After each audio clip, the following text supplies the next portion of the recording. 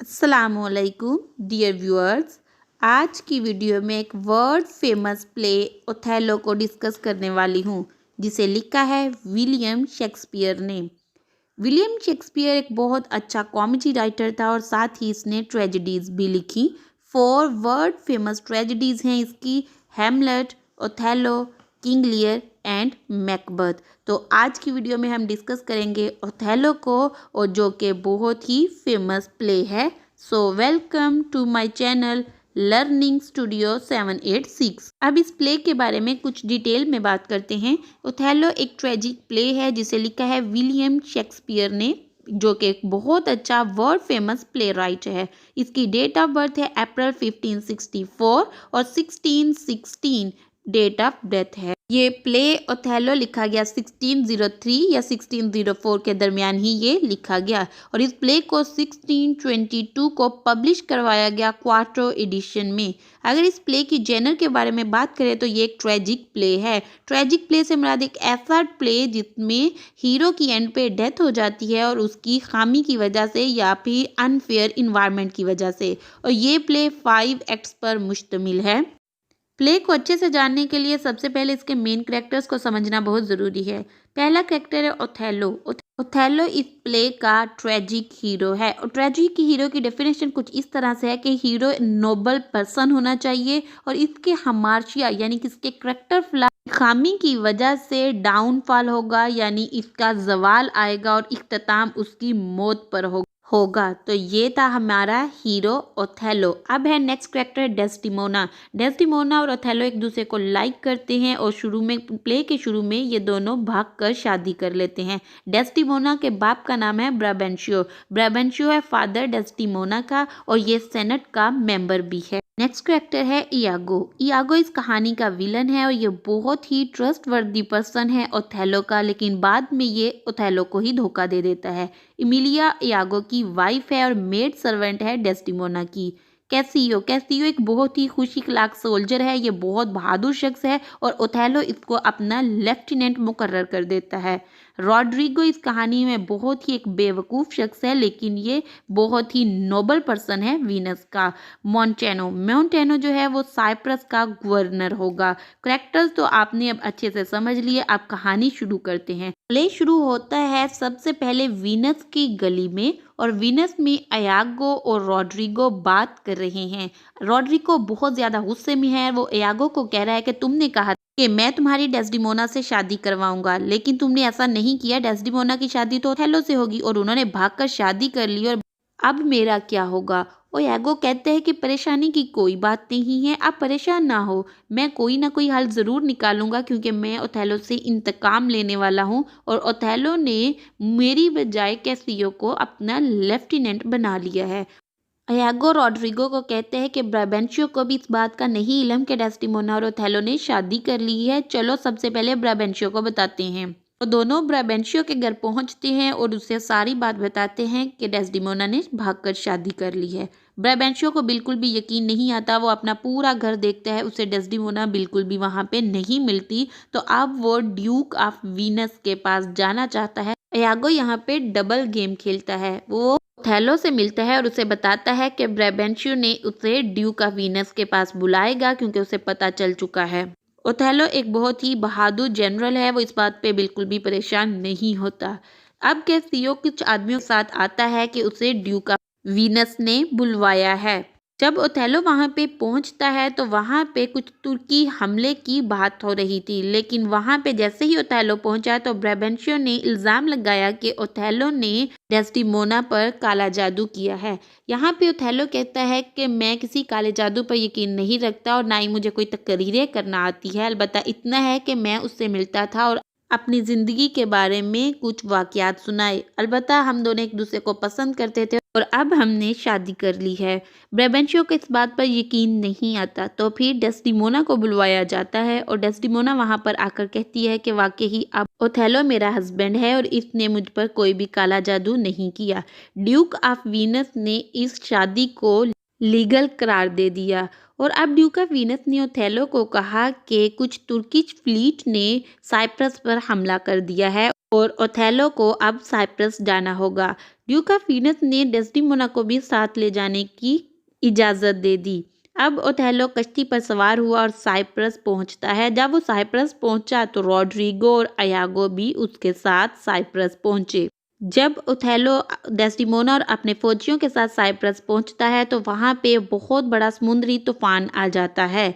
मोंटेनो जो गवर्नर है साइप्रस का, वो ओथेलो को इन्फॉर्म करता है कि उस समुद्री तूफान में तुर्किश फ्लीट तबाह बर्बाद हो चुका है और अब वो साइप्रस पर हमला नहीं करेंगे। जब ये बात कंफर्म हो जाती है कि अब हमला नहीं होने वाला तो तमाम फौजी वहां पर मिलकर बहुत खुश होते हैं और वो जश्न मनाने लगते हैं।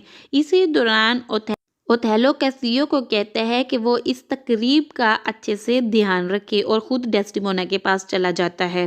और अयागो यहाँ पे एक गेम खेलता है। वो कैसियो को ओवर ड्रंक कर देता है और कैसियो और मोंटेनो को आपस में उलझा देता है। कैसियो मोंटेनो से लड़ाई करने लगता है। जब इस लड़ाई का शोर बुलंद होता है तो अयागो भी इस शोर को सुनकर वहां पर आ जाता है। जब कैसियो को इस तरह झगड़ता हुआ देखता है तो अयागो इसे बुरी तरह से डांटता है और इसे कहता है कि तुम खुद ही इस लड़ाई में मुलव्वस हो जबकि तुमने ध्यान रखना था।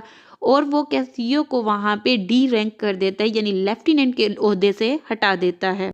अब अयागो की जेलसी यहाँ पे ख़त्म नहीं होती। वो खुश तो दिल ही दिल में बहुत ज़्यादा होता है, लेकिन वो अगली चाल ये चलता है कि वो डेस्डिमोना के पास जाता है और कहता है कि डेस्डिमोना, जो कि कैसियो को बहुत अच्छी तरह से जानती है, ये आपस में दोस्त भी हैं, उसे कहते हैं कि ओथेलो ने कैसियो को डांटा है और उसे उसके ओहदे से हटा दिया है, जिसकी वजह से कैसियो बहुत परेशान है। तो आप मेहरबानी करके ओथेलो से रिक्वेस्ट करें कि कैसियो को दोबारा अपने ओहदे पर वापस ले आएं। अब डेस्डिमोना अयागो की चालाकी बिल्कुल भी समझ नहीं पाती। वो बहुत इनोसेंट है।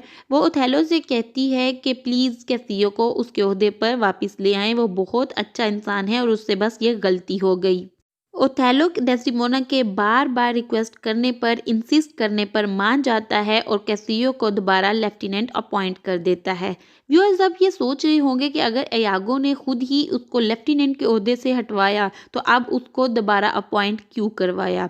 अयागो यहाँ पे एक बहुत बड़ी चाल चलने वाला है।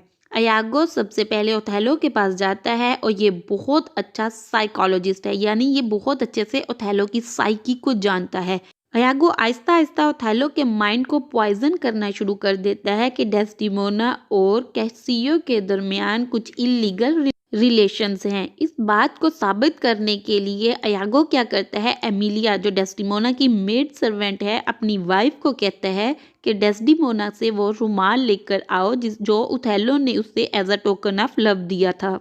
एमिलिया पहले तो नहीं मानती, लेकिन अपने हस्बैंड के बार बार इसरार करने पर वो डेस्डिमोना का वो रुमाल चुरा कर अयागो को दे देती है और अयागो चोरी चुपके से वो रुमाल कैसियो के पास रख देता है और कैसियो को इस बात का बिल्कुल भी इल्म नहीं होता। अब ओथेलो अयागो से प्रूफ मांगता है कि अपनी बात को साबित करो। तो अयागो कहता है कि पहले तो मैं देखता था कि कैसियो डेस्डिमोना को याद करता है और अब मैंने कैसियो के हाथ में डेस्डिमोना का रुमाल भी देखा है। अब तो ओथेलो को बहुत गुस्सा आया। ओथेलो इस बात को साबित करने के लिए कि वाकई ही अयागो सच बोल रहा है, वो डेस्डिमोना के पास आया और डेस्डिमोना से कहते हैं कि मुझे वो रुमाल दो। डेस्डिमोना रुमाल बहुत ढूंढती है लेकिन उसे रुमाल नहीं मिलता। अब ओथेलो को डेस्डिमोना के बारे में यकीन हो जाता है कि डेस्डिमोना गलत है और अयागो सच बोल रहा है। अब ओथेलो अयागो को कहता है कि मैं तुम्हें अपना लेफ्टिनेंट अपॉइंट करता हूँ और तुम कैसियो को कत्ल कर दो। अयागो अब उसके गुस्से पे और तेल छिड़कता है और उसे कहता है डेस्डिमोना का क्या। अयागो अब नेक्स्ट प्लान करता है कि कैसियो को कैसे कत्ल करना है। वो रॉड्रिगो के पास जाते हैं और कहते हैं कि तुम कैसियो पर हमला करोगे और उसे कत्ल करोगे। तो रॉड्रिगो राजी हो जाता है। रॉड्रिगो रात को जब कैसियो अपनी गर्लफ्रेंड से मिलके वापस आ रहा था तो इस पर हमला कर देता है और कैसियो रॉड्रिगो का मुकाबला करता है और रॉड्रिगो को जख्मी कर देता है। अब रॉड्रिगो जब अयागो से मदद मांगता है तो अयागो को लगता है कि रॉड्रिगो कोई सच ना बोल दे, तो वो आके रॉड्रिगो को ही कत्ल कर देता है और कैसियो वहाँ पे जख्मी है। जब ये हर तरफ शोर हो रहा होता है तो ओथेलो समझता है कि यागो ने कैसियो को कत्ल कर दिया, तो वो डेस्डिमोना के पास जाता है और डेस्डिमोना को सांस बंद करके यानी सरहाना उसके मुंह पर रख कर उसको कत्ल कर देता है। अब डेस्डिमोना मुर्दा हालत में बेड पर पड़ी है तो एमिलिया कमरे में दाखिल होती है। एमिलिया जब डेस्डिमोना को मरा हुआ देखती है तो वो चीखने लगती है, रोने लगती है और ओथेलो से पूछती है कि क्या तुमने उसे कत्ल किया है? तो ओथेलो कहता है हाँ। एमिलिया वजह पूछती है तो ओथेलो बताता है कि डेस्डिमोना गलत थी और उसके बारे में सारी इंफॉर्मेशन बताता है जो यागो ने उसे दी थी। अब यागो भी कमरे में दाखिल होता है तो एमिलिया बताती है ओथेलो को कि किस तरह यागो ने इसे जोर दे के कहा था कि रुमाल चोरी करना है। यागो एमिलिया को रोकता है कि ये बात ना बताए। जब एमिलिया बताती है तो यागो छुरी उसके पेट में घोंपकर उसको भी कत्ल कर देता है और वहां से भाग जाता है। दूसरी तरफ जब रॉड्रिगो ने कैस्टियो पर हमला किया था तो इसके नतीजे में रॉड्रिगो मारा गया, तो रॉड्रिगो की जेब से बहुत सारे खत मिलते हैं जो उसे यागो ने लिखे थे और इसमें सारी प्लानिंग मौजूद होती है। अब वो खत समेत यागो को पकड़कर ओथेलो के पास लाते हैं। वहाँ पर सारा मामला बयान किया जाता है तो ओथेलो बहुत ज़्यादा गुस्से में आकर यागो को मारने लगता है, तो बाकी सोल्जर्स यागो को पकड़ लेते हैं और ओथेलो को रोकते हैं कि ये मामला अब ड्यूक ऑफ वीनस के सामने पेश किया जाएगा। ओथेलो अपने इस अमल से इंतहाई शर्मिंदा है कि वो अपनी ही तलवार से खुद को भी मार देता है और इस तरह उस जगह पर 3 मुर्दा लाशें पड़ी हैं, डेस्डिमोना, ओथेलो और एमिलिया की। व्यूअर्स, जैसा कि मैंने आपको शुरू में बताया था ये एक ट्रेजेडी है और ओथेलो एक ट्रेजिक हीरो है। तो ओथेलो ने अपने एम्बिशियस नेचर की वजह से उसे डाउनफॉल हुआ। वो एक ब्रेव जनरल है और वो दुश्मन की सफ़ों में तो जीत जाता है लेकिन अपनी ही सफ़ों में मौजूद यागो जैसे दुश्मन को पहचान नहीं सका। यागो विलन है और उसने ये सारा कुछ इस वजह से किया है कि यागो को पहली बात तो जेलसी है कि कैसियो को लेफ्टिनेंट बनाने की बजाय उसे यागो को लेफ्टिनेंट बनाना चाहिए था, और दूसरा मेन मकसद इसका ये था कि ये अपनी ही बीवी एमिलिया और ओथेलो के बारे में भी डाउटफुल था। तो अपनी ड्यूबियस नेचर और जेलसी की वजह से इसने बहुत बड़ी तबाही लाई और बहुत बड़ा विलन है। ओथेलो की मौत के साथ ही इस ट्रेजिक प्ले ओथेलो का, जिसे ट्रेजेडी ऑफ ओथेलो कहा जाता है, उसका इख्तिताम होता है।